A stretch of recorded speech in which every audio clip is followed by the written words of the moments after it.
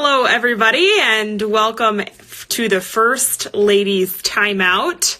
It's going to be really fun what we're doing and kind of what we're starting here every Thursday at 3:30 as a Ladies Timeout. And as we kind of go through this season, there she is. Hi. Hi. What's up? How are you? I was just kind of explaining again what we're going to be doing with this Ladies Timeout, just every Thursday at 3:30, talking with female athletes just about this season of life, what it's been like for them, because this is foreign territory for all of us. And so I think it's going to be cool to be able to leverage each other and the Lord and grow in this season of life together. So first of all, Totally. How are you? I'm good. It's a little bit snowy out here today. So As you know, you're back in Colorado too, right? Yes. Yep. Yes. In Colorado. So I know yesterday I went for a nice bike ride. So it's, I know. But that's this time of year. So we're used to it. But so let's go back to when everything was shut down. The sports world was shut down. I was in Arizona with the Cubs. You played professionally. And where were you when you found out that your season was going to be delayed? And what was that like for you? Yeah. So I moved to Orlando I think it's about 2 months ago now. It was middle February. And I moved out there to be in preseason with the Orlando Pride. And so I was down there. I obviously thought and was hoping I'd be out there until the end of November. We had trained with the team for about 4 weeks before preseason.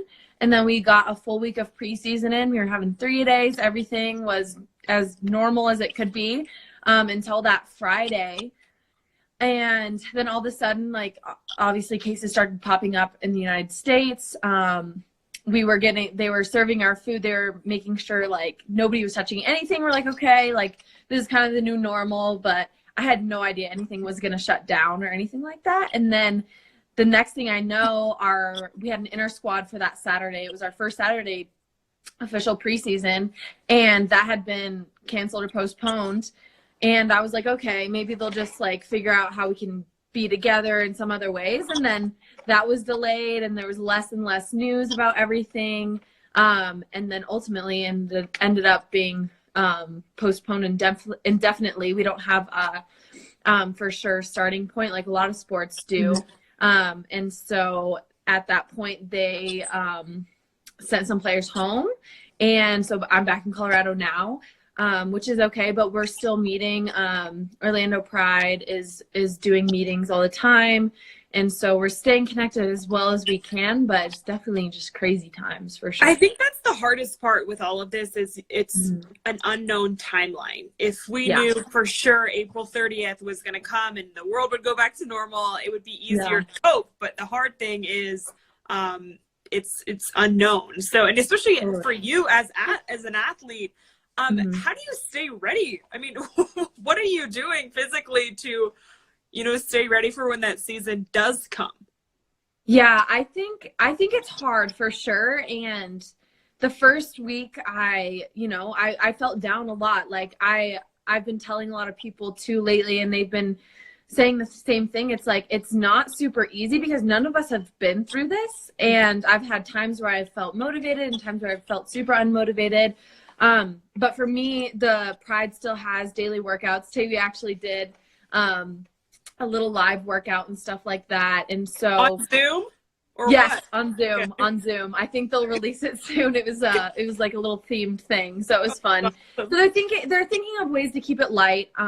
But yeah, we still are checking in. We have GPS tracking devices, all that stuff, and so they're super professional about it and being able to track us through this time, which is nice. Our strength coach is on us all the time in the best way possible of sending heart rates, GPS, all this different stuff. And so it's nice to have that structure still, even though I'm by myself. Today I did my running out on a golf course that's been closed.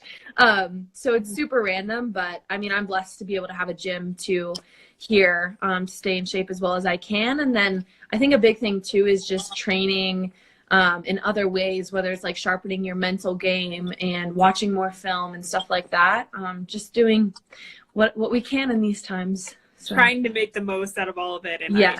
saying, hopefully we can all come out better on the backside of this. But I think a challenging part for everybody, and especially those involved in FCA around Colorado, is a change in what community looks like and what it means for everybody to stay connected to the Lord in this season of uncertainty. And so for you, that was something I wanted to ask you. How do you use this time where not only do you have to stay in shape for soccer and what that's all going to look like, but personally and your relationship with the Lord, staying up with that as well?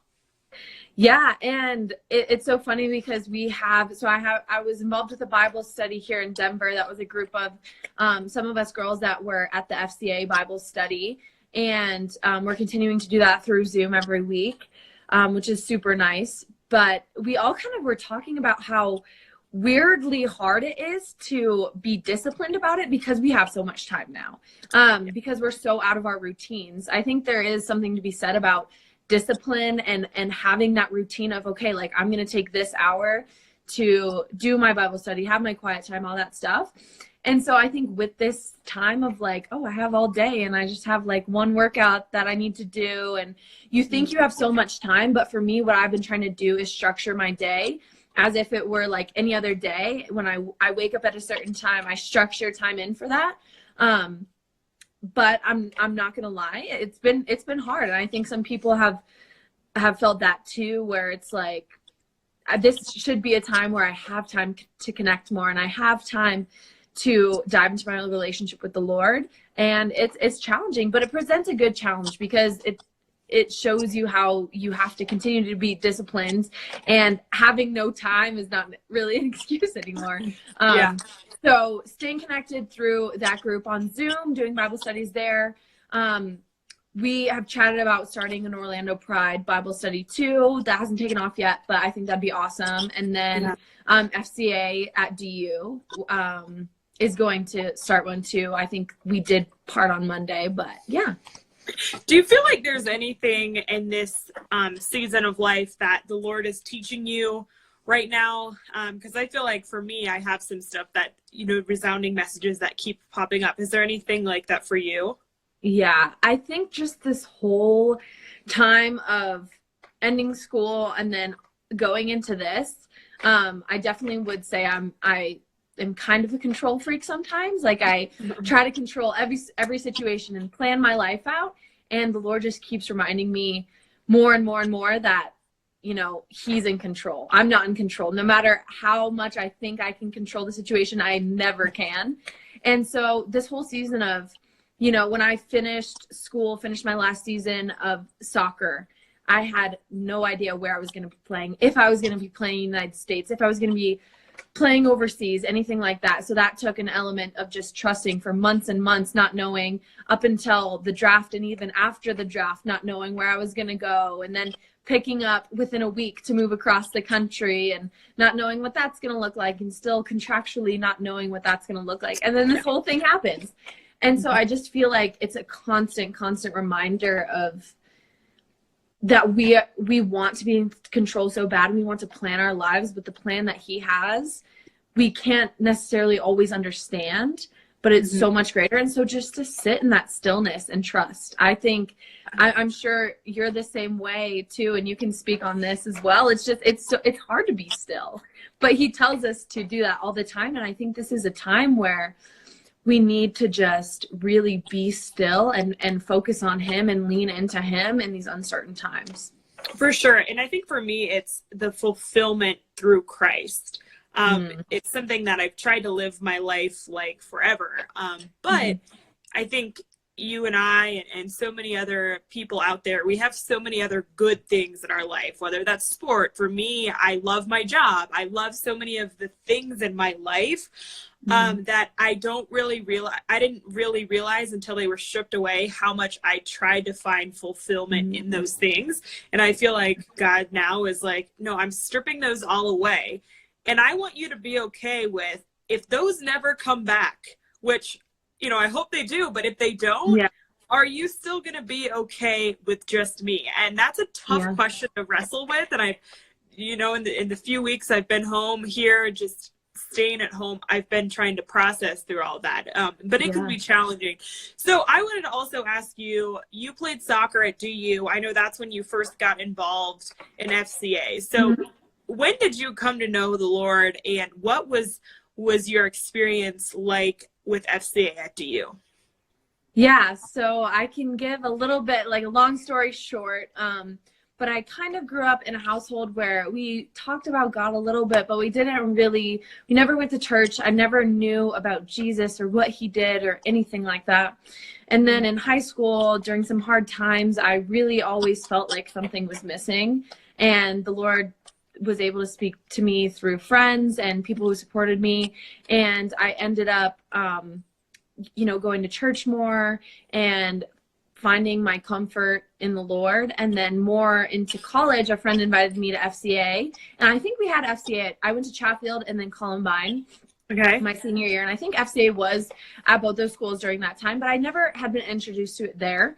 But in college, a friend invited me to FCA, and I was like, okay, this sounds pretty cool. And then the first night, I just totally broke down in tears. And our leader at the time was Ken, and he was kind of just like, I don't even know what the first message was on. I was just like, that's when I truly heard the gospel. And I think that's the time where I gave my life over to the Lord. And it's been an awesome experience. And I think FCA, just having those people supporting you throughout the whole thing, and it's not a journey by yourself. That's been really special for me. Yeah, I would agree. I got involved with FCA at Golden, and I remember Romans 3:23, for the wages of sin is death, but the free gift of the Lord is eternity with him. And I just remember there's times when you feel like you don't deserve that, and God is saying, no, I died for you. I want this relationship with you. There's our house phone. But and I'm just so thankful for FCA for introducing me to the essence of the gospel, and I'm trying to build my faith around all of that. I'm gonna try to turn this off. Yeah, no worries. Totally. And I totally piggybacking off that, I think what FCA does that's really special is no matter where you are at your faith, if you've grown up with the Lord in your house, you've always heard about this your whole life, or if it's your first time hearing about Jesus, you always feel invited, you always feel welcome. And I think it was really special because at the time, I was just starting, even in college, I was just starting to learn about what the gospel really meant and just starting to actually read the Bible. But I didn't feel out of place because it was so welcoming and they just wanted to love you where you're at. And I think that was really special. For sure. Well, I don't want to go too long here. We're so glad that we had you on today, and we want to thank you. Before we leave, I want this time to be encouraging to everybody who's watching. So is there any bit of encouragement that you have found through reading the word, through community during this season that you would like to share with everybody watching? Yeah, I just think through everything that we've been reading and how we're connecting right now, you and I, on Zoom and all that stuff, is that even through these hard times and through this unknown season, you're not alone, and God calls us to be in community. And we're so blessed with technology to be able to still do that. And there's my doggy. So I think it's really special that he's still providing that. And I think it's really encouraging now that no matter how you're feeling, you're not alone. And but the Lord will be there, and the people around you will be there, just using those resources as much as you can to stay connected. Absolutely. And we will continually do that here, 3:30 every Thursday. And Brittany, I know you're super active with podcasts, and people can follow you that way. But thanks so much for joining us, and can't wait to get your season started again and connect in person when all of this craziness is over. But in the meantime, we'll just stay plugged in the ways that we can. So thanks so much. Awesome. It was fun. Thank you so much. Thanks. Okay, we'll do this again 3:30 next Thursday. See Sweet. Bye, guys. Bye.